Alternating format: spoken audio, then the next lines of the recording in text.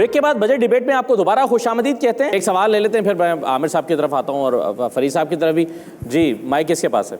अच्छा, सवाल ये है, अच्छा last actually the question was a bit different but then I will quote your point कि बजट से कोई ख़ास उम्मीद नहीं रखनी चाहिए। मेरा ख्याल है हमने आज से पहले भी किसी बजट से कोई ख़ास उम्मीद रखी नहीं थी। तो सिलसिला ये सर कि एक तरफ तो हमारी गवर्नमेंट इनफॉर्मल इकॉनमी की बात करती है और इनफॉर्मल इकॉनमी को टैप करने की बात करती है और सबको टैक्स नेट में लाने की बात करती है और टैक्स ब्रैकेट में लाने की बात करती है। बहुत ही ऑब्वियस किस्म की इनफॉर्मल इकॉनमी जहाँ नज़र आ रही होती है, एफबीआर कभी भी उसको टैप करती हुई नज़र नहीं आई। आई एम सॉरी टू से, मैं कुछ एग्जांपल्स भी दे सकता हूँ इसकी, थोड़ी सी लो केटर एग्जांपल है बट एग्जांपल्स हैं। माशाल्लाह आपने देखा होगा हर चौथा आदमी अब यूट्यूबर है और इन्फ्लुएंसर है और सोशल मीडिया एक्टिविस्ट है और माशाल्लाह इनकी इनकम और अर्निंग्स के बारे में आपको बखूबी अंदाज़ा होगा। ख़ासतौर पर जो वीलॉग्स बनाते हैं, हर चौथे पाँचवें महीने वो एक नई गाड़ी बाय कर रहे हैं। तो ये प्रॉपर्टी जो आ रही है तो ऑब्वियसली बात है कोई ना कोई तो इनकी सोर्स ऑफ इनकम होगी and that should be under the net as well. Plus हम बड़ा प्राउड फील करते हैं कि हम एशिया की सबसे बड़ी मवेशी मंडी लगाते हैं। तो आज भी अगर आप देखें माशाल्लाह उसी सोशल मीडिया की इन्फॉर्मेशन के तहत जो अभी थोड़ी देर पहले मैं देख रहा था, करोड़ों और अरबों की माशाल्लाह ट्रेडिंग होती है और बड़े बड़े ऐसे नाम जो माशाल्लाह करोड़ों अरबों की प्रॉपर्टी लेकर वहाँ आए हुए होते हैं। तो आई गेस ये इतनी ऑब्वियस किस्म की इनफॉर्मल इकॉनमी हमारे पास अवेलेबल है और एफबीआर या कोई भी ऐसी authority I don't think so कि is trying to even tap. तो व्हाट डू यू थिंक इसके पीछे what's the reason? Is it the very set objective of the government even और what is that? I mean ऐसी बहुत सारी और भी एग्जांपल्स हैं। जी आमिर साहब। जी, बहुत अच्छी बात की है। यही क्रक्स है कि आप असद अभी कह रहे थे गवर्नमेंट को इंडस्ट्रियल जो है पॉलिसी देनी होगी। ऑफ कोर्स देनी पड़ेगी। आपने कंपेटिटिव बनाना है तो आपको अपनी कंपेटिटर्स के मुकाबले पे उनको बिजली इनपुट्स जो हैं सस्ते करने पड़ेंगे, उनको वो एनवायरनमेंट देना पड़ेगा जिससे वो ग्रो, वैक्यूम में तो नहीं ग्रो करेंगे। मुझे सिर्फ इंडस्ट्रियल पॉलिसी नहीं चाहिए, आपको एग्रीकल्चर पॉलिसी भी चाहिए, आपको ऑटोमोबाइल पॉलिसी भी चाहिए कि पिछले 70 साल से दुनिया भर में ये चीन के अंदर वो BYD वो दुनिया की सबसे बड़ी इलेक्ट्रिकल व्हीकल बन गई है। हम चीन से ये फ़ायदे नहीं उठा पा रहे, तो क्यों तो ये पॉलिसी हमें हर चीज़ की चाहिए। अब इशू ये है कि ये पॉलिसी कौन देगा और आपका भी ये सवाल कि ये कौन करेगा तो करना असूली तौर पे तो फिर इनके सवाल पे आ जाते हैं गवर्नमेंट को चाहिए। मगर मेरा ये पाकिस्तान के अंदर में बिल्कुल भी मैं तोला साहब आप बड़ा अच्छा कर रहे हैं कि आप नौजवान हैं, मैं भी नाउमीदी की बात नहीं करना चाहता हूँ और असद बिल्कुल ठीक कह रहे हैं कि हमारी उम्मीद आपसे ही है। हमारी सबसे बड़ा असासा इस वक्त दुनिया भर में सबसे ज़्यादा यूथ बल्ज हमारे यहाँ हैं। सबसे ज़्यादा 35 से छोटे जो हैं और 25 साल से छोटे 45% के करीब गलबन लोग हैं, वो आप हैं। और जिस तरह असद ने अभी कहा कि ये तमाम चीज़ों के बावजूद जो है VPN सोशल मीडिया पे कंट्रोल के बावजूद IT सेक्टर हम फिर भी 3-4 बिलियन डॉलर कर सकते हैं और इसका पोटेंशियल जो है वो बड़ा ज़्यादा है। और याद रहे कि अमेरिका जो है उनकी मैन्युफैक्चरिंग 9% पे 9% पे आ गई है, मगर सर्विसेज सेक्टर में वो अभी भी सरप्लस में हैं। तो सर्विसेज सेक्टर जो है उसके लिए और ये IT रिलेटेड ई-कॉमर्स कोई नहीं रोकता। तो आप खुद अपने तौर पे ऑफ कोर्स अगर गवर्नमेंट के लिए तो बड़ी बेसिक है ना, कोई रॉकेट साइंस तो नहीं कर रही, दुनिया भर ने इन्वेस्ट किया असूली तौर पे। तो सोशल सेक्टर्स हैं, एजुकेशन, हेल्थ। अनफॉर्चुनेटली हमारे यहाँ जो है अभी भी 1100 के करीब अरब बताया जा रहा है कि PSDP में रखा जाएगा। और जब ही कर्ज़ों का बोझ आता है, जो सबसे पहले चाकू मारा जाता है, कट किया जाता है, तो वो कहते हैं ये डेवलपमेंट को तो कम करें। सो एजुकेशन में और जो हमारी प्रायोरिटी होती थी वो नहीं कर पा रहे, जहाँ से वो पॉलिसी आनी चाहिए वो नहीं आ रही। बट लास्टली सबसे इम्पॉर्टेंट पॉइंट ये है कि इस्लाहात करने के लिए, ड्रास्टिक स्टेप करने के लिए जो आप कह रहे हैं उसके लिए हुकूमत में वो दम होना चाहिए, वो पॉलिटिकल विल होनी चाहिए, वो पॉलिटिकल विल तब आती है अगर लेजिटिमेसी के मसाइल ना हो, उनको पता हो कि हमें किसने इलेक्ट करना है, हम किसके आगे जवाब दे हैं। यहाँ ये मसला बुनियादी घूम फिर के ये फिर पॉलिटिकल इकोनॉमी का आ जाता है, सियासत की तरफ बात चली जाती है। मैं जाना नहीं चाहता। सही है, बिल्कुल सही है। फरीद साहब, आप पॉइंट ऐड कर लें, फिर मैं इंडस्ट्री पे आना चाहता हूँ कि इंडस्ट्री का आखिर मसला क्या है। और बार बार हम जो इंडस्ट्री की बात करें, फिकर साहब के साथ शेयर कर लेते हैं, इंडस्ट्री का प्रॉब्लम एनर्जी है या उसका मसला कुछ और है। फरीद साहब, आप पॉइंट ऐड कर लें। मैं पहले जो मतीन भाई ने बात की थी उसका आंसर दे रहा था, लेकिन मुझे खुशी है कि जब रिफॉर्म की तरफ आए तो उन्होंने कवर किया। देखें, पाकिस्तान में एग्रीकल्चरल और इंडस्ट्रियल एक्टिविटी या जो प्रोडक्टिविटी है, जब भी आप देखें तो पाकिस्तान का हमेशा से सर्विस सेक्टर ने अच्छा परफॉर्म किया है और उसी का बलबूते पे हम यहाँ तक पहुँचते हैं। जो बाकी इंडस्ट्रियल पॉलिसी और इंडस्ट्रियल और एग्रीकल्चरल वाली कहानी है हम एग्रेरियन में मगर सर्विसेज का भी देखिए ना, 2.28 फर्स्ट क्वार्टर का है और सेकंड क्वार्टर का 2.57 है। बहुत आइडियल तो नहीं है सर्विसेज। जो ग्रोथ है ना, इस तरह मैं बता रहा था, एक और पॉइंट आ जाएगा, मैं वापस आऊँगा उसके ऊपर, कि इन्फ्लेशन जिस तरह है, हमने कहा जी इन्फ्लेशन अब 0.3% हो गई, तो लोग कहते हैं सड़कों पे जो हमारे मतलब जो उससे हम मिलते हैं वो कहते हैं यार इतनी महंगाई है, इतनी महंगाई कहाँ गई। तो मैं उनको समझाने की नाकाम कोशिश करता हूँ, कभी कभी कामयाब होता हूँ कि देखें 100 की चीज़ थी वो 125 की हुई, 150 की हुई, 200 की हुई, अब 200 पे आके रुक गई है, बढ़ नहीं रही। इसका ये मतलब नहीं है कि आप सोचें कि हम लोग मतलब उसी जगह पहुँच गए, महंगाई बढ़ने की शरह में कमी हुई, शरह में कमी हुई है, अमाउंट में कम, एब्सोल्यूट में नहीं कमी हुई। तो पाकिस्तान का पहले तो ये हो गया। दूसरा ये है कि जो अभी आपने देखें कि $3.5 बिलियन की पाकिस्तान ने मिलिट्री इक्विपमेंट या इस तरह की चीज़ों की एक्सपोर्ट की थी। ये सामने बड़ा प्यारा किसी ने मेहनत करके लगाया है, और ये जो मुझे चॉपर से ज़्यादा मुझे खुशी हो रही है देख के। अब अगर आइडियाज़ 2025 में जब हुई तो उसमें हमें $20 बिलियन के कॉन्ट्रैक्ट्स मिलने की मतलब इंक्वायरीज आई, और अभी जो पाकिस्तान ने सब कुछ किया JF थंडर, मेरी तो ख्वाहिश है कि हम नॉन ट्रेडिशनल बनियान से स्ट्रेट अवे JF थंडर पे जाएं, और हमने अपनी जो काम किया, हमारी ये जो एक्सपोर्ट है नॉन ट्रेडिशनल और जो वैल्यू क्रिएट कर सकती है इस वक्त, तो इसमें $10-20 बिलियन भी अब एक तो आप इसकी पॉलिसी बनाएं, ब्यूरोक्रेट को देके इसको जलील करें, उस चक्करों में ना पड़ें। आप सोचें कि what is it that is available and where you can do and you can strike. आखिरी पॉइंट मेरा ये था कि जो आपने 28 मिलियन टन की आपकी वीट की क्रॉप हो गई इस दफ़ा, लास्ट टाइम 30 मिलियन टन की थी, और ये ज़रूर है, मैं बिल्कुल एग्री करता हूँ, क्योंकि इस मेरे कमेंट में 2 आंसर्स हैं। एक तो कोएलिशन गवर्नमेंट्स में इसी तरह का काम होगा जैसा हो रहा है, एक गवर्नमेंट आए और 5 साल के लिए अपोजिशन को इंतज़ार ना करना पड़े, हर 3 साल बाद इलेक्शन हो तो पाकिस्तान की जो प्रॉब्लम्स हैं वो कम हो जाएं। लेकिन एक बहुत बड़ी एक्सरसाइज है, बहुत महंगा, बहुत खर्चा होता है, पूरी सिस्टम चला जाता है एक लिम्बो में। अदरवाइज़ मेरे जैसा बंदा, और मैं 20 साल से सोचता हूँ कि पाकिस्तान की बहुत सारी प्रॉब्लम्स की वजह 5 साल का ये सेशन है, अगर ये 3 साल का हो तो बेहतर है। 5 साल का पूरा भी कब होता है, एक आध दफ़ा ही पूरा हुआ है। अगर 5 देख लिए भैया 5 होने नहीं चाहिए, 3 होना चाहिए।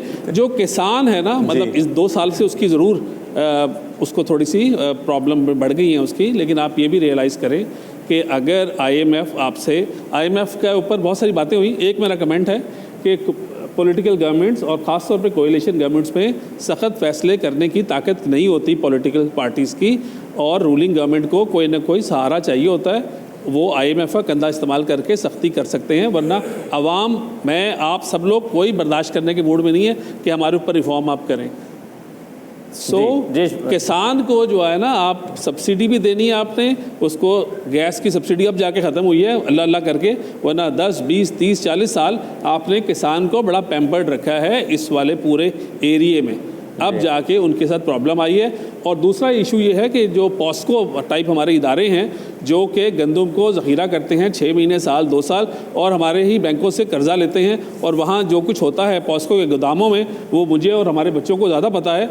तो अगर जो नेशन की नीड है खुदा न खास्ता वाली, वो तो चले शुरू में करें, but it is about time के प्राइवेट सेक्टर, ये जो प्राइवेटाइजेशन की बातें हैं ना, जी पॉस्को के गोदाम है, अभी बेचे ना, लेकिन 3-3 साल के ऊपर प्राइवेट सेक्टर को दें, वहाँ चूहे भी कम आएंगे, वहाँ से गंदम भी साफ निकलेगी। जी इशफाक साहब, देखिए 1% जो एक्सपेंडिचर की बात होती है ना, कि हमारे एक्सपेंडिचर बहुत ज़्यादा है, जो सबसे बड़ा हजूम, जैसे असद ने ओपनिंग रिमार्क्स में कहा कि डेट सर्विसेज 1% पॉइंट अगर हम करते हैं तो इसका मतलब है 500 बिलियन रुपीस के हम डेट सर्विसिंग बढ़ा रहे हैं।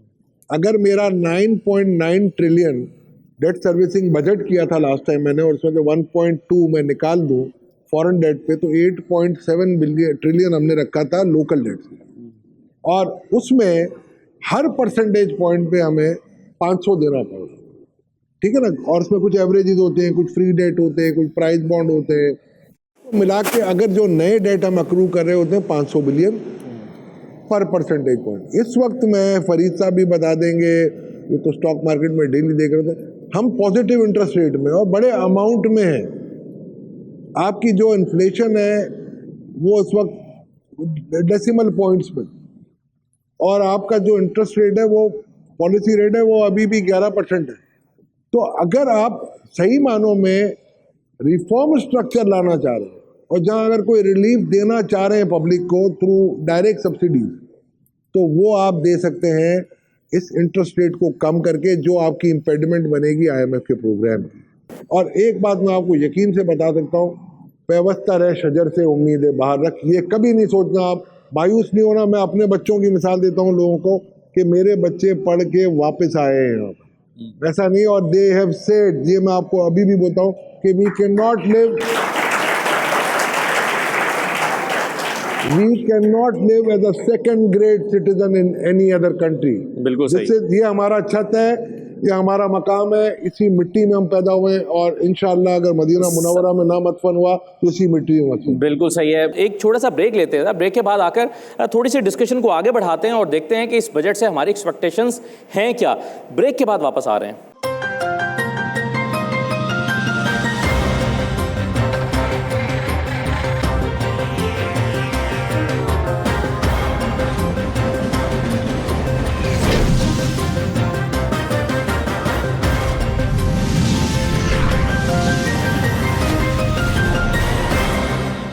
एक बार फिर आपको बजट डिबेट में खुशामदीद कहते हैं। असद उमर साहब हमारे साथ मौजूद हैं, आमिर मतीन साहब मौजूद हैं। आपका सवाल लेने से पहले मैं एक सवाल असद उमर साहब से लेता हूं, फिर मैं आपके पास आ रहा हूं। असद उमर साहब, दो चीज़ों में हम अब अच्छी बातें कर रहे हैं, तो उसमें दो चीज़ों पे बड़ी अच्छी होप्स डेवलप हुई हैं। एक तो रेमिटेंसेस में इजाफा हुआ है, क्या ये इस वजह से है कि बहुत सारे लोग पाकिस्तान छोड़ के बाहर गए हैं? क्या ये एक फैक्टर है कि रेमिटेंसेस हमने टारगेट को रिवाइज करके बढ़ा के दोबारा रख दिया और अब $38 बिलियन पे उसको ले गए?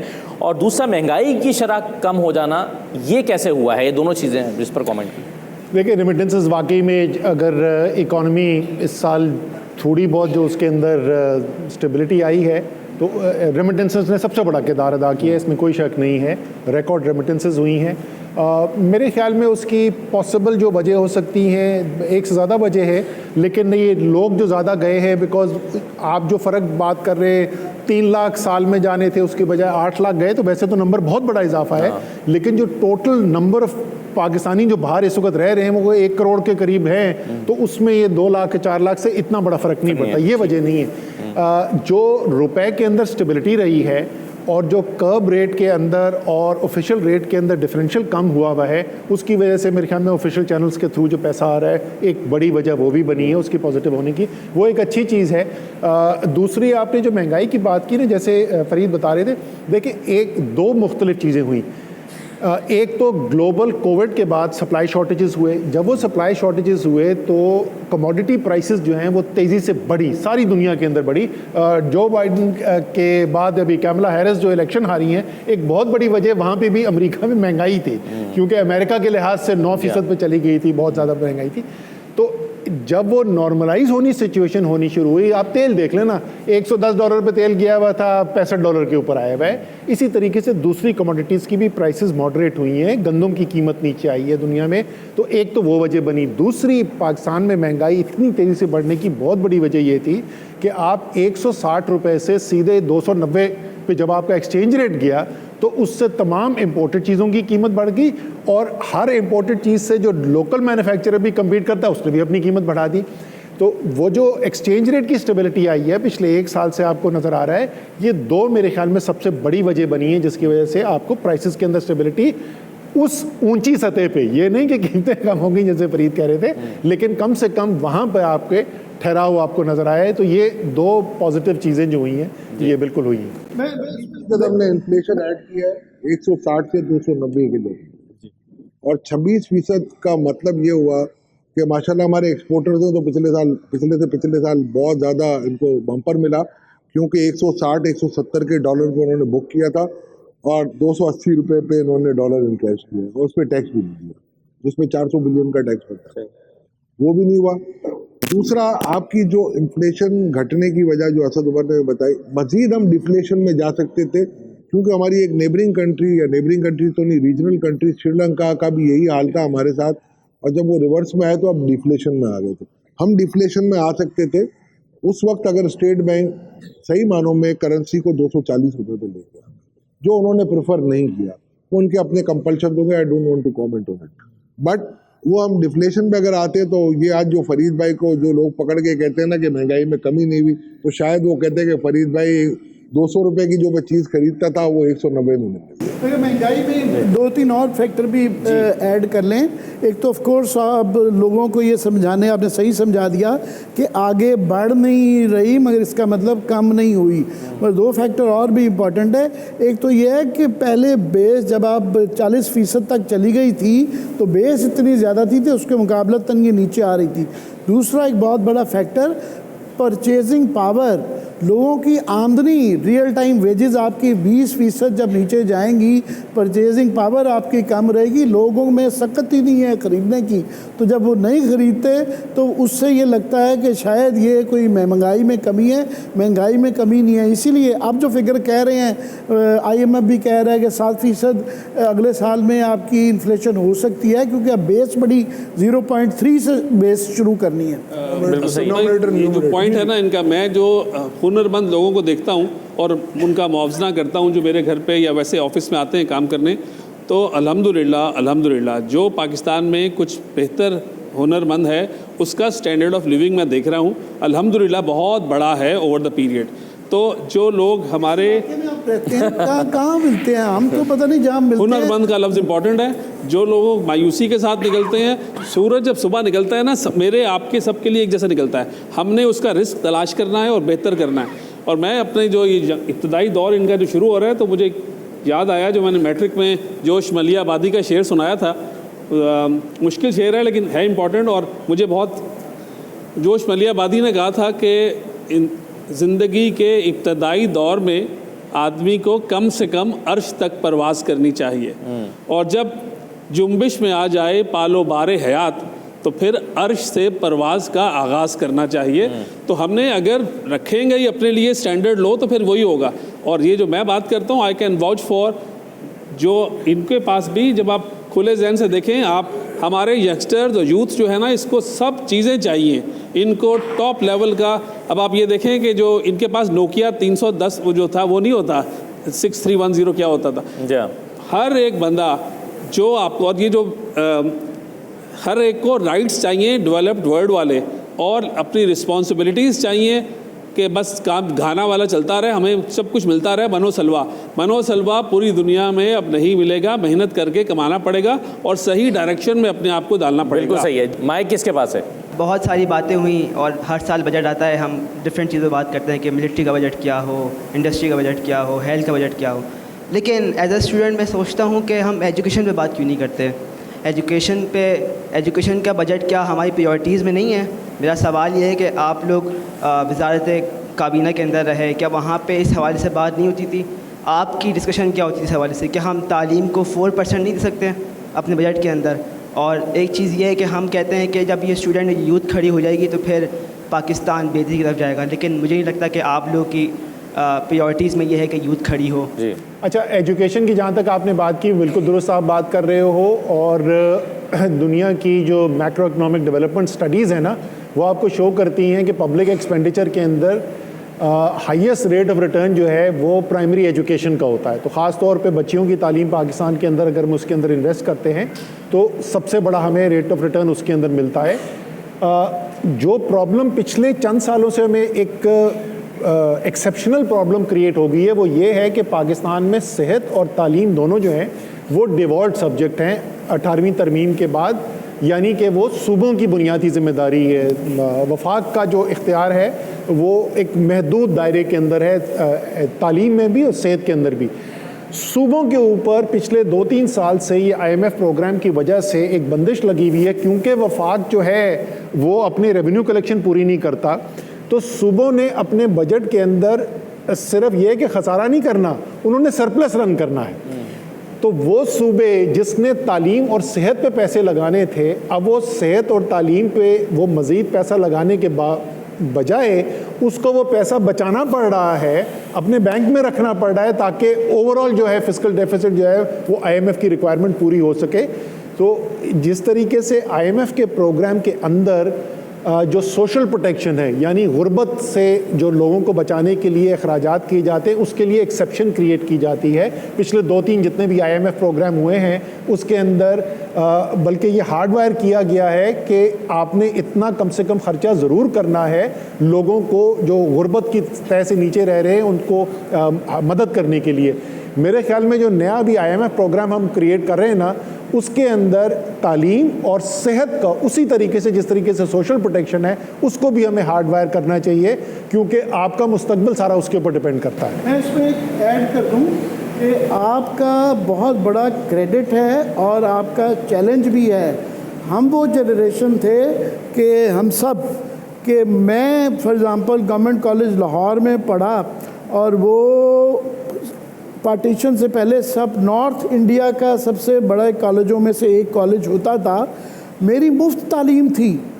उस ज़माने में मेडिकल कॉलेज भी फ्री थे, इंजीनियरिंग भी फ्री थी। आप मुझे बड़ी खुशी हुई यहाँ आके पता चला कि आपकी यूनिवर्सिटी में 50% के करीब गलबन आप लोग स्कॉलरशिप भी दे रहे हैं। ये बड़ी अच्छी है, ये होना चाहिए। मगर आपका ज़्यादा मुश्किल चैलेंज है। मगर इसके साथ एजुकेशन के अंदर ऑफ कोर्स गवर्नमेंट को तो करना चाहिए, मगर एक इम्पॉर्टेंट है ये जो आप बात कर रहे थे हुनरमंदी की, कि वोकेशनल और इनफॉर्मल एजुकेशन जो है ये 70s में ये सब जब गल्फ़ का सारा इनकलाब आया, लोग गए तो पॉलीटेक्निक और ये वोकेशनल इंस्टीट्यूशंस जो थे वो बड़े टॉप के थे और बहुत ज़्यादा थे। वो भी कमी रह गई है। मैं सिर्फ बिल्कुल आप सही कह रहे थे कि हुनरमंद के लिए अभी भी प्रॉब्लम नहीं है, मगर जो गवर्नमेंट को करना चाहिए वो दरमियान में ये PTA की गवर्नमेंट ने ये ज़रूर किया था और वो बड़ी सही पॉलिसी थी कि दुनिया भर में और हमारे खित्ते में भी जो SMEs है, स्मॉल एंड मीडियम, इंडिया में तो माइक्रो भी डाल लेते हैं, बैंकों पे ये लाजिम है कि वो मिनिमम 25 से 35% जो है कर्जा जो है वो छोटे cottage industry, small and medium enterprises को दें। वो आप हुनरमंद को जब तक बैंक फैसिलिटेट नहीं करेंगे, गवर्नमेंट फैसिलिटेट नहीं करेगी, तो उनका भी एक हद से आगे जाना मुश्किल हो जाता है। बिल्कुल सही। एक सेकंड जरा क्विकली, क्योंकि आमिर मतीन और मेरी तकरीबन एज भी बराबर है। अच्छा। और मैं भी सारे 16 साल मेरी तालीम जो है सारे सरकारी स्कूलों और कॉलेजों के अंदर हुई, लेकिन आमिर मुझे तो मुफ्त की तालीम नहीं मिली। एक कायदीन गवर्नमेंट सेकेंडरी स्कूल है कराची में, वहाँ से मैंने मैट्रिक किया, लेकिन 1 रुपये महीना मुझे फीस देनी पड़ती थी। और उसके बाद गवर्नमेंट कॉमर्स कॉलेज जहाँ 18 रुपये महीना फीस होती थी। आपको फ्री में कैसे? मेरी 6 महीने की 150 रुपया फीस थी, तकरीबन मुफ्त थी। मैं ये कह रहा था बिल्कुल होती थी। पर मैं ये बताना चाह रहा हूँ कि एक लाइटर वे में मैं यहाँ से अमेरिका एक दफ़ा गया तो वहाँ पाकिस्तान के जो डॉक्टर्स हैं वो बड़ी फ़ाल तंजीम है और वो बड़ी कंट्रीब्यूशन करते हैं, बड़ा उनका रोल है पाकिस्तान में। तो वो गिले शिकवे कर रहे थे कि जी देखें हम पैसा भेजते हैं, पैसा खर्चते हैं, मगर वहाँ पे निज़ाम ठीक नहीं है। काफ़ी तनकीदी थोड़ा सा हो गया। तो मैं कहने पे उनसे मजबूर हो गया कि आप बड़ा अच्छा करते हैं, आपका शुक्रिया, मगर you owe it to this country, क्योंकि आप जिस जनरेशन मेरी जनरेशन के गए हुए हैं, आप यहाँ मेडिकल कॉलेजेस में मुफ्त तालीम हासिल करके गए हैं। अमेरिका में जो मेडिकल इंजीनियरिंग है बहुत एक्सपेंसिव है, बच्चे 10-10 साल कर्जा उतारते रहते हैं। सो ये आपका बड़ा चैलेंज है और बड़ी क्रेडिट है कि आप मुश्किल हालात में ये तालीम हासिल कर रहे हैं। जी यशवंत साहब, मैं आपको अभी सैटरडे की बात बता रहा हूँ। हमारा एक ICAP का सेमिनार था जिसमें डॉक्टर हुमा बकाई, उन्होंने जो स्टार्टलिंग कुछ रिवीलेशन किए हमें, तो मैं इट वाज माइंड ब्लोइंग। उन्होंने कहा जी कि वो कराची में यूनिवर्सिटी को एडमिशन के लिए बच्चियाँ आए। ये मैं आपको आमिर वतीन साहब कराची की मैं बात बता रहा हूँ कि जिनके इंटर में 95% मार्क्स थे। ये जो इंटीरियर सिंध से भी आए, कराची के भी थे। मैं आपको सिर्फ इसकी मिसाल दे रहा हूँ, नथिंग अगेंस्ट एनी रीजन। तो उन्होंने कहा जी 95% लाड़काना, सक्खर बोर्ड और हैदराबाद बोर्ड से। तो उनको हमने कहा कि जी 3 लाइन का पर्सनल स्टेटमेंट लिख दें, वो नहीं लिख सकते। तो ये मयार तालीम है आपका। और कराची में वही बच्चा जो है 80 यानी 90% वाला होगा, वो भी नहीं लिख सकता। अब ये हालत हो गई है कि लाहौर से और पंजाब से जो बच्चे जिनको उम्मीद नहीं होती है कि वहाँ पास होंगे, वो कराची आते हैं एग्ज़ाम देने के लिए ताकि हम यहाँ पास हो। तो आपके सूबे का जो निज़ाम है तालीम का, वो तो बिल्कुल ग्राउंड ज़ीरो हो गया। एक और मिसाल दे देता हूँ, इंस्टीट्यूट में हम अपने बच्चों का जब लेते हैं तो सेकेंड ईयर के बाद या जो बैचलर्स से जो नीचे हैं उनको हम लेते हैं, तो हम टेस्ट करते हैं जब, और जब टेस्ट होता है और जब हम देखते हैं तो सबसे पहला नंबर आपको पता है किसका आता है? पंजाब के पीले स्कूलों का। उसके बच्चे सबसे ज़्यादा पास होते हैं उस टेस्ट के अंदर, और आगे सीए की तरफ आते हैं। 76% मेरा जो बच्चा है, बच्ची है, वो पंजाब से आ रहा है। दूसरे नंबर पे आ रहा है मेरा केपीके का बच्चा, तीसरे पे आ रहा है मेरा सिंध का बच्चा, और चौथे नंबर पे मेरा सिटी स्कूल और बीकन हाउस है। तो ये इतनी मायूसी भी मुझे, पर ये मुझे हैरानी होती है कि 95% मार्क्स आप ले लो और मुझे आप कहोगे जी मैं 3 लाइन का पर्सनल स्टेटमेंट नहीं लिख सकता। तो ये हमें अपनी फाउंडेशन को, बेसिक्स को ठीक करना है। मैं आपके चेहरे देख रहा हूँ, आप बड़े तालीम याफ्ता हो, आप सब चीज़ जानते हो, but we comprise only 2% of it. मैं भी पीले स्कूलों में पढ़ा हूँ, गवर्नमेंट कॉमर्स में, इनके 5 साल जूनियर रहा हूँ मैं। अभी हमारे एक और मेहमान आ जाएंगे, वो भी इनके बैच के थे। But what I am saying कि उस वक्त हमारे उस्तादों ने हमें जो चीज़ें सिखाई थी ना, अब वो उस्तादों को सिखाने की। बिल्कुल सही है। एक ब्रेक के बाद वापस आते हैं बजट डिबेट में, हमारे साथ रहिए।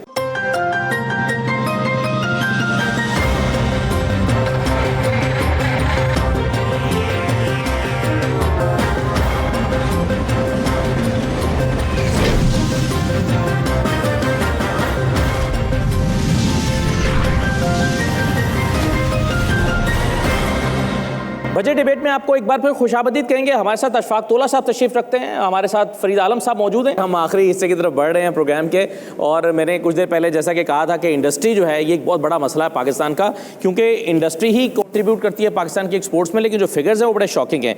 हमने पिछले साल इंडस्ट्री का जो हदफ रखा था वो 4.4% था, और पहला क्वार्टर जो है वो -0.91, दूसरा क्वार्टर -0.99, और तीसरा जो क्वार्टर है वो -1.14। इंडस्ट्री की हालत क्यों हुई है? क्या एनर्जी इंडस्ट्री का सबसे बड़ा मसला है या कुछ और? असद साहब आपसे शुरू करते हुए फिर बाकी पे आते हैं। ये इसके अंदर एनर्जी भी शामिल है। इनफैक्ट बड़े जो नेगेटिव आपको नंबर नज़र आ रहे हैं उसकी एक बहुत बड़ी वजह जो है वो जो बिजली की प्रोडक्शन जो है वो कम रही है। बेसिकली देखिए आपकी जो सनत है ना, और वो जो मैं इंडस्ट्रियल पॉलिसी पहले बोला था, वो इंडस्ट्रियल सिर्फ वो नैरोली उसको ना समझें कि वो सिर्फ जो सनत है उसकी, वो पूरे इकोनॉमी के स्ट्रक्चर की हम बात कर रहे थे। इस वक्त प्रॉब्लम ये हो रहा है, वो सेक्टर बाय सेक्टर फरीद के साथ हम बैठेंगे तो आपको बता सकते हैं एनालाइज करके, सेक्टर बाय सेक्टर अगर आप उठा के देखें तो पाकिस्तान की मईशत इस वक्त अनकम्पिटिटिव हुई हुई है। मुख्तलिफ सेक्टर्स में मुख्तलिफ वजूहात हैं। कुछ सेक्टर्स ऐसे ज़रूर हैं जहाँ पे बुनियादी मसला एनर्जी का है, गैस महंगी है, बिजली महंगी है, बुनियादी मसला। लेकिन और भी बहुत सारे शोबे हैं, सिर्फ एक मसला ये नहीं है। इसलिए मैं आपसे पहले अर्ज़ कर रहा था कि आपको अब देखना है कि मैंने ये जो मईशत, अच्छा एनर्जी की बात करते हैं ना, अगर मैं एक चीज़ बनाता हूँ जो 100 रुपए की बिकती है, तो मैं 10 रुपए की, 15 रुपए की, 20 रुपए की बिजली अफोर्ड कर सकता हूँ। अगर मैं जो चीज़ बना रहा हूँ वो 200 रुपए की बिकती है, तो शायद मैं 40 रुपए की भी बिजली अफोर्ड करके कर सकता हूँ। तो आपने अपनी मईशत को जो वैल्यू एडेड कर्व है ना, उसमें ऊपर लेके जाना है। आप बिल्कुल सबसे नीचे फंसे हुए हो। उसमें जो ब्राइट एरियाज़ हैं, सबसे इस वक्त जो आप मज़बूत, अगर आप मुझसे पूछेंगे जो फ्यूचर नज़र आता है, वो है टेक्नोलॉजी सेक्टर, हमारा आईटी सेक्टर जी। उसके अंदर आपको ग्रोथ नज़र आई है। ये एक झलक है जो आपने देखी है, और जो पोटेंशियल है जो हो सकता है यहाँ पे, ठीक है ना। आपकी इस साल जो है इंशाल्लाह ताला मेरे ख्याल में $3.5 बिलियन के करीब पहुँच जाएंगे। ये $35 बिलियन भी हो सकती है, ये $300 बिलियन भी हो सकती है, राइट। लेकिन ये होगी कैसे? जबकि आपके पास एक पूरी मरबूत पॉलिसी होगी। स्किल डेवलपमेंट क्या करनी है, लोगों को तालीम आपने क्या देनी है, उसके बाद उनको पास फाइनेंशियल स्ट्रक्चर कैसे होना है, आपने प्राइवेट इक्विटी और हेज फंड्स कैसे क्रिएट करने हैं जिसमें स्टार्टअप्स की फाइनेंसिंग की जा सके, वो पूरा एक इकोसिस्टम जिसको कहते हैं ना, वो डिज़ाइन करने की बात है। और मैं ये सिर्फ आईटी की बात कर रहा हूँ। इसी तरीके से आपको वो सेक्टर्स उठाने पड़ेंगे जिन सेक्टर्स के अंदर पोटेंशियल है मुकाबला करने का। टेक्सटाइल डेफिनेटली उसमें से एक है, फार्मास्यूटिकल एक बड़ा सेक्टर हो सकता है कंपेटिटिव, इंफॉर्मेशन टेक्नोलॉजी मैंने पहले बोल दिया, एग्रीकल्चर बेस्ड प्रोडक्ट्स जो है, 5-6 आपको की ड्राइवर्स उठाने हैं। आपने बड़ा अच्छा एग्जांपल दिया था फरीद ने पहले, जो डिफेंस बेस्ड इंडस्ट्री है, और ये बिल्कुल ठीक है। बच्चों, और कुछ हुआ हो या नहीं हुआ हो, पिछले 1 हफ्ते 10 दिन के अंदर 2 हफ्ते के अंदर मजा आया कि नहीं आया कि जिस तरीके से ठोका है हमने उनको? हाँ, ये तो मजा आया ना। तो एक स्ट्रक्चर्ड पॉलिसी के तरीके से एक लॉन्ग टर्म पॉलिसी बना के जो प्रायोरिटी सेक्टर जहां आपको सबसे ज़्यादा पोटेंशियल नज़र आ रहा है वहां के लिए मजबूत पॉलिसीज़ बनानी है, और हर सेक्टर के लिए मुख्तलिफ प्रायोरिटीज़ होंगी, और फिर आप इसको आगे ऊपर लेके जाएंगे। वरना ये जहाँ पे मईशत फंसी हुई है ना, अगले साल इंशाल्लाह इतना बुरा नहीं होगा। हो सकता है आपको इंडस्ट्रियल ग्रोथ 2% मिल जाए, 3% मिल जाए, लेकिन ये मैं आपको गारंटी से बोल रहा हूँ, जिस तरह मैंने आपको बताया मैंने 10 साल पहले की एग्जाम्पल आपको क्यों दी थी। मैं सियासी पार्टियों की और पॉलिटिकल स्ट्रक्चर की बहस से निकलना चाहता था, क्योंकि 10 साल के अंदर मुख्तलिफ सियासी पार्टियां भी आ गई, हाइब्रिड भी आ गया, हाइब्रिड प्लस भी आ गया, ठीक है ना, और इस सब के बावजूद ये रिजल्ट्स मिल रहे हैं। इसलिए मैं आपसे बता रहा हूं कि जब तक आप बुनियादी इस्लाहात नहीं करेंगे, आपको जो 10 साल के अंदर नज़र आया तनज़्ज़ुली, खुदा ना खास्ता यही तनज़्ज़ुली आगे नज़र आती रहेगी। जी आमिर साहब।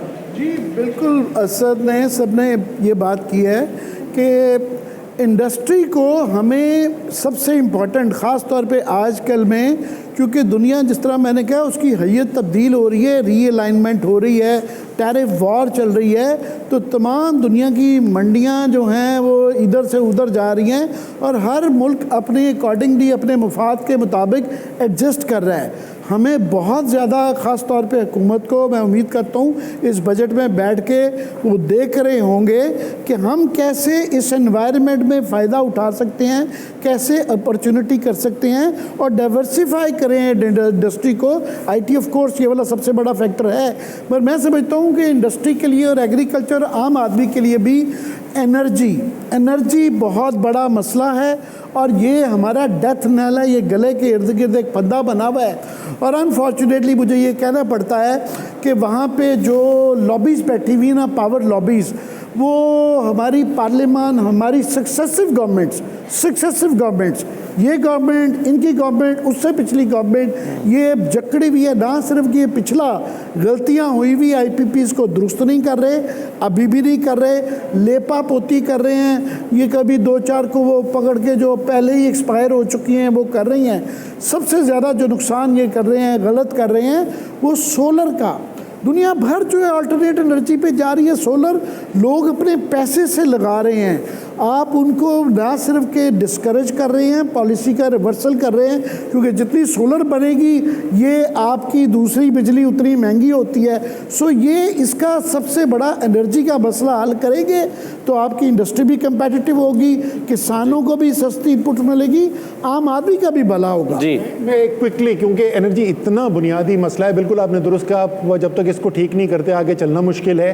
हल क्या है इसका हल ये नहीं है कि बेहतर ब्यूरोक्रेट, बेहतर सियासतदान जो हैं वो फैसले करें, और वो जब तक आप इस एनर्जी के निज़ाम को, गैस की साइड भी और बिजली की साइड भी, जब तक ब्यूरोक्रेट, सियासतदान, फौजी फैसला करने वाले इनके हाथ से निकाल के डीरेगुलेट करके मुकाबले की फ़ज़ा नहीं पैदा करेंगे, खुद अपने फैसले करो, खुद रिस्क कैपिटल लेकर आओ, जो अपने कस्टमर को बेस्ट सर्व करने के अंदर कामयाब है वो कामयाब होगा, जो नहीं है वो डूब जाएगा। जब तक आप ये डीरेगुलेशन नहीं करते और ये जो इस वक्त जकड़ा हुआ है निज़ाम, एक एक स्टेप जो है वो सरकार के कंट्रोल में है, जब तक आप इससे जान नहीं छुड़ाते कभी भी एनर्जी का प्रॉब्लम सॉल्व नहीं होगा। मैं चाहूँगा कि आप दोनों इस पर कमेंट बिल्कुल करते हैं। इत्तेफाक करूँगा असद भाई से कि जो गवर्नमेंट की जो पॉलिसी इंटरवेंशंस हैं यही प्राइवेट सेक्टर को तंग कर रही हैं। गवर्नमेंट खुद जो है ना उसके पास एबिलिटी है, ना कैपेसिटी है, ना कैपेबिलिटी है, ना कुछ भी, ना करके आप लंबी लिस्ट कर लें। और प्राइवेट सेक्टर वाला परेशान है कि अगर मैं कुछ करता हूँ तो पॉलिसी इंटरवेंशन मुझे कितना तंग करेगी in the times to come. ये जो मतीन भाई ने बात की इतनी इंपॉर्टेंट है कि इस वक्त जो ग्रिड है हमारी वो फारिग होती जा रही है। हम सारा कुछ जो है ना वो सोलर विंड शिंड करके, लेकिन जो ग्रिड का एक हमारे पास है उसका करना क्या है। लेकिन गुड न्यूज़ एक जो है, जो पहले हो गया सो हो गया। मेरे यंगस्टर्स के लिए भी और हम सब लोग, दुनिया में जो क्रिप्टो माइनिंग है, जो बिटकॉइन है, कोई जितनी भी है, उनके अंदर जो 95% कॉस्ट है वो बिजली है। तो मेरे 2-4 दोस्त हैं अमेरिका में, दुनिया में वो काम करते हैं माइनिंग का, तो वो ढूंढते रहते हैं कि जहाँ सस्ती जो मुल्क इनको बिजली देता है वहाँ पहुँच जाते हैं और यूथ एम्प्लॉय होती है और सारा माइनिंग हो जाती है। तो वो मुझे आइडिया था कि 3-4 सेंट्स पर kilowatt hour is the base. और मुझे खुशी हुई आज से 6 महीने पहले के इलेक्ट्रिक ने एक इंटरनेशनल कॉन्ट्रैक्ट दिया, जो एक विन किया हमारे पार्टी ने 3.5 सेंट्स पर किलोवाट आवर, जो कि इट इज़ मतलब लोएस्ट इन द वर्ल्ड के मुताबिक। वो है बेस्ड ऑन विंड है उसके अंदर और सोलर है। और ये जो धाबे जी वाला इंडस्ट्रियल एरिया है इसके लिए है, और हम इस वक्त कम्पीट कर पा रहे हैं from the top of the world. दुनिया की जो है मुल्क उसी की बिजली उसी रेट पे हम भी प्रोड्यूस करेंगे, लेकिन जो लाश पड़ी हुई है उसका क्या करना है, उसको कैसे दफनाना है, वो अलग काम है। बिल्कुल सही है। ये बड़ा इंपॉर्टेंट क्वेश्चन है कि जो लोग रोज़ाना ग्रिड से निकल रहे हैं, तो जो ग्रिड है ये एक इतना बड़ा हाथी है, इसका क्या करेंगे। सर, इस पर मैं आपका कमेंट लेने से पहले चाहूँगा कि आखिरी 2 सवाल ले रहा हूँ, फिर हम इस प्रोग्राम के इख्तिताम की तरफ बढ़ रहे हैं। दोनों एक साथ सवाल ले रहा हूँ आपके, और फिर हम जी। बुनियादी सवाल ये है कि यूथ की डेवलपमेंट के प्रोग्राम के लिए इंटरनेशनली नेशनली तौर पे कौन से प्रोजेक्ट उठाए गए हैं जो फ्यूचर में यूथ को फ़ायदा दे सकते हैं, या हम ये कह सकते हैं कि आज से 10 या 20 साल के बाद ये हमारी यूथ है, ये जो इकबाल के शाहीन है, ये राइज होकर पाकिस्तान की GDP या इकोनॉमी पे रोल अदा करेंगे। Thank you so much. सही। बुनियादी सवाल आपका ये है कि इस बजट में यूथ के लिए क्या है, इसका जवाब हम लेते हैं। एक और सवाल ले लें। Doctor Hussain, registrar of Salim Habib university. इससे पहले मैंने फार्मा में भी काम किया है, बैरेट हॉटसन फार्मा में I was deputy director marketing. Pharmaceutical export के लिए पिछले कोई 15 साल से बात हो रही है कि एक्सपोर्ट हम बढ़ा सकते हैं। इंडिया बहुत आगे है एक्सपोर्ट में, बांग्लादेश भी आगे जा रहा है, और हम हर दफ़ा कमिटमेंट करते हैं, हर दौरे हुकूमत में ये कमिटमेंट रहा है कि फार्मा जो है वो बहुत बड़ा सेक्टर है और उसके लिए पॉलिसीज़ बनानी चाहिए। हर दफ़ा उम्मीद लगाते हैं, हर दफ़ा बात होती है। तो इसमें मुझे ये बताइए कि जिस तरीके से अभी जंग के अंदर हम सब साथ बैठ गए, on behalf of Salim Habib university मैं आप लोगों से रिक्वेस्ट करता हूँ कि जहाँ तक ये आवाज़ जाती है, हम सलीम हबीब यूनिवर्सिटी यहाँ बैठ के 10 दिन तक बैठ के पाकिस्तान के मसले को हल करने के लिए तैयार हैं। सारे स्टेक होल्डर्स को बुलाएं, हम सब कुछ करने के लिए तैयार हैं। यहाँ बिठाएं, जितने स्टेक होल्डर्स हैं बैठें, और एक दफ़ा जिस तरह से हमने अभी ये दिन गुजारे हैं पाकिस्तान और इंडिया की जंग के दौरान, एक नेशनल फोरम पे, एक नेशनल कॉज पे, why not we sit together, we work together and we make every effort what we can. जो मैं कर सकता हूँ मैं करूँ, जो मेरे बच्चे कर सकते हैं वो मेरे बच्चे करें, जो फैकल्टी कर सकती है वो फैकल्टी करे, जो गवर्नमेंट कर सकती है गवर्नमेंट करे, जो अपोजिशन कर सकती है वो अपोजिशन करे, जो मीडिया करे वो मीडिया करे। देखें चाइना कैसे आगे बढ़ा, आप हम सब माशाल्लाह से नबी करीम सल्लल्लाहु अलैहि वसल्लम की उम्मत हैं, उनसे पहले क्या था और उसके बाद क्या था। प्लीज़ खुदा के वास्ते इस फोरम से 92 न्यूज़ के तवस्सुत से मैं ये कहूँगा कि let us start today please. जी अशफाक साहब, बाकी आप देख लें फार्मा का, I can answer the pharma question. जी देखिए सर, फार्मा वाला इशू आसान है, और आपके क्योंकि बैरेट हटसन और आपके ग्रुप स्पॉन्सर्स भी, पाकिस्तान ने बहुत देर लगा दी, चाहे वो असद भाई की हुकूमत थी या जिसकी भी थी। फार्मा में जो ड्रैप है हमारी, जो ड्रग रेगुलेटरी अथॉरिटी जो प्राइस को कंट्रोल करती है, वो देती थी आपको 8% का प्राइस इंक्रीज़, और पाकिस्तान में इन्फ्लेशन आपने देखा 10, 15, 20, 22, 25, 30 भी हो गई। तो बहुत सारी मल्टीनेशनल्स तो पाकिस्तान में आई नहीं, और अब जाके मर के गवर्नमेंट को होश आई और उसने नॉन एसेंशियल के ऊपर ओके कर दिया है कि आप प्राइसेस को इंक्रीज़ कर सकते हैं, एसेंशियल पे अभी भी नहीं किया। तो I think it is step in the right direction.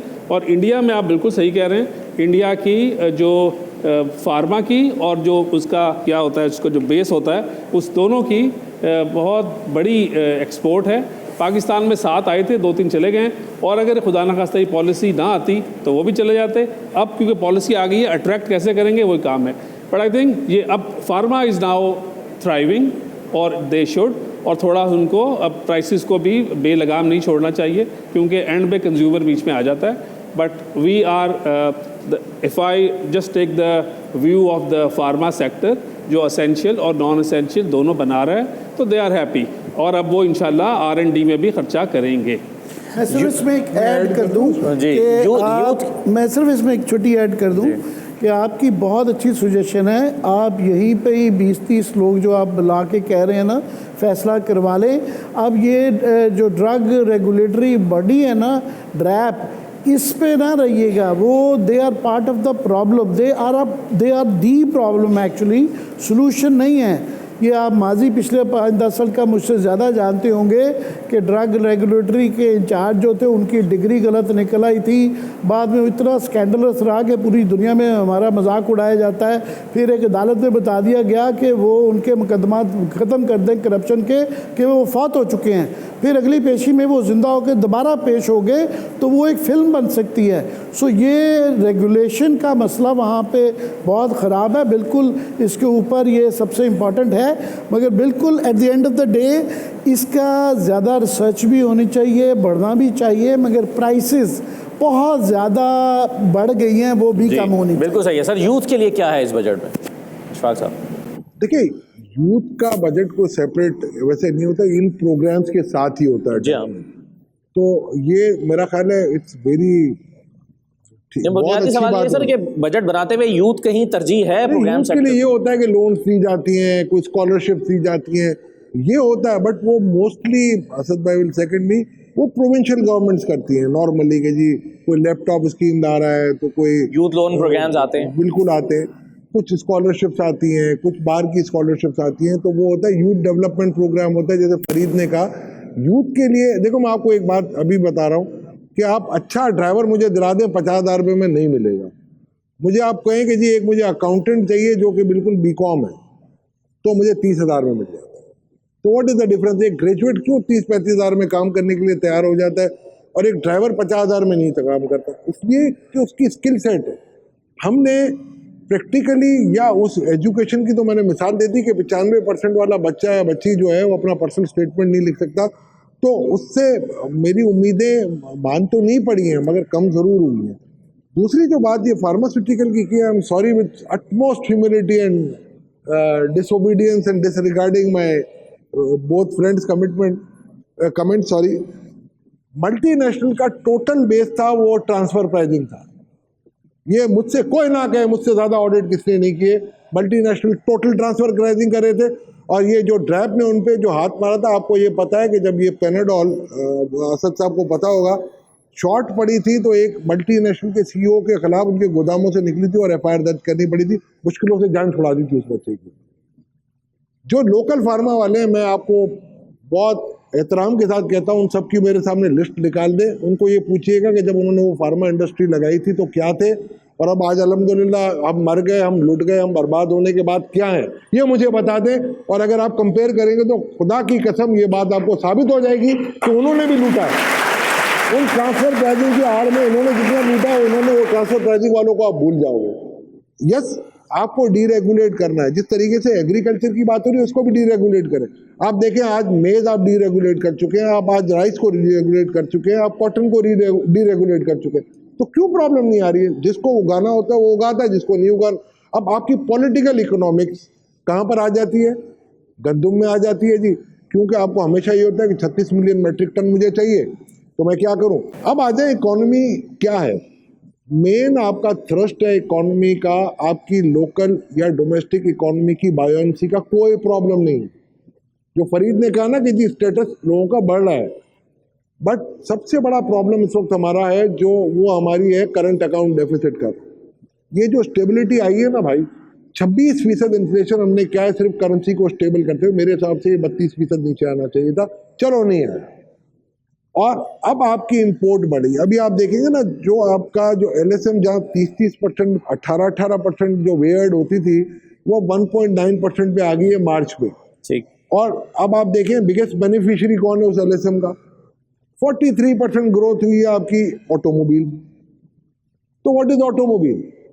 और ये क्या हो रहा था, अभी एक मुहिम चल रही थी जिसको बड़ी मुश्किलों से स्टॉप कराया कि जी जो 30 लाख की लीजिंग की अमाउंट है जो हायर परचेज की वो 60 लाख कर दे तो वो बूस्ट हो जाए। अभी भाई आपका सेविंग मोड होना चाहिए, आपका एक्सपेंसिव मोड नहीं होना चाहिए। आप लायबिलिटी मोड में क्यों आ रहे हो? तो अभी मैं इंडिया में था एक कॉन्फ्रेंस में, साउथ एशियन फेडरेशन। आप ये मत समझिएगा कि वहाँ की यूथ को बोलती है बल्ले बल्ले, वो भी कह रहे हैं कि जी हमें बाहर जाना है। और वहाँ आपको एक बात बता दूं, हमसे ज़्यादा सख्ती है। हमसे ज़्यादा क्या सख्ती है कि उनका यूथ अगर बाहर जाता है और अगर वो कहता है कि मुझे किसी और मुल्क की सिटीजनशिप चाहिए तो उसको इंडियन सिटीजनशिप ख़त्म करनी पड़ती है। पाकिस्तान में ये नहीं है। पाकिस्तान में तो बड़े मज़े से आप बाहर की सिटीजनशिप रख सकते हैं। उनके अगर टैक्स लॉज आप देखेंगे ना तो बहुत सख्त है। हाँ, उन्होंने कंसेशन भी बहुत दिए हुए। तो प्लीज़ अपने आप को कंपेयर करो अपने आप से। अगर आप मुझे कहोगे स्कैंडिनेवियन टैक्स कंट्री में चार्टर्ड अकाउंटेंट कितना कमाते हैं तो अशफाक तोला कैन नॉट कंपेयर। ना फरीद आलम कर सकेगा। तो प्लीज़ हमें अपनी चादर में रह के अपने काम को चलना है। 92 वाला पाकिस्तान हमें वापस लाना है, डीरेगुलेटेड पाकिस्तान। 2015 का पाकिस्तान चाहिए हमें, 2016 का चाहिए जब IMF की MD आके कहती है कि अब पाकिस्तान को हमारी जरूरत नहीं। उसकी सोच रखे अब आप। बिल्कुल सही। Last comment sir. Last comment मैं इसमें दे ही देता हूँ क्योंकि अशफाक भाई ने 2-3 दफ़ा ये बात की है, तो मैं आखिरी कमेंट सिर्फ ये दे देता हूँ कि बच्चों, नौजवानों, अगर कोई शिकायत है ना और आप सवाल पूछना चाहते हो कि मैं किससे सवाल करूं, तो वो उसका जवाब मैं आपको बड़ा आसानी से बता देता हूं। 1972 से 2025 53 साल पाकिस्तान के, इस 53 साल में से 50 साल पाकिस्तान पर हुकूमत 2 जनरल्स ज़ियाउल हक और परवेज़ मुशर्रफ और 2 ख़ानदान भुट्टो और शरीफ ने की है। इनसे सवाल पूछ लें, जवाब इनको दें।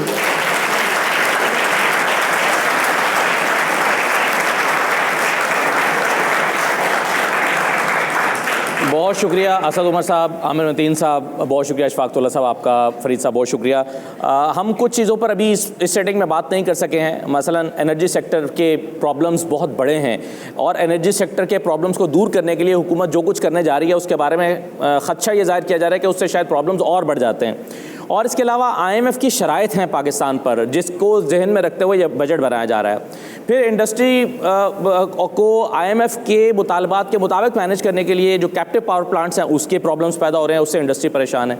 तो कई ऐसी चीज़ें हैं जिस पर बहुत तफसील से मज़ीद बात होने की ज़रूरत है, जिसको हम अगली सेटिंग में जिस पर तफसील से रोशनी डालेंगे। हमारे साथ इन मुतल्लिका शोबों के लोग मौजूद होंगे। तो आज के प्रोग्राम से मुझे इजाज़त दीजिए, अगले प्रोग्राम में मुलाकात होती है। बहुत शुक्रिया, अपना ख्याल रखिए।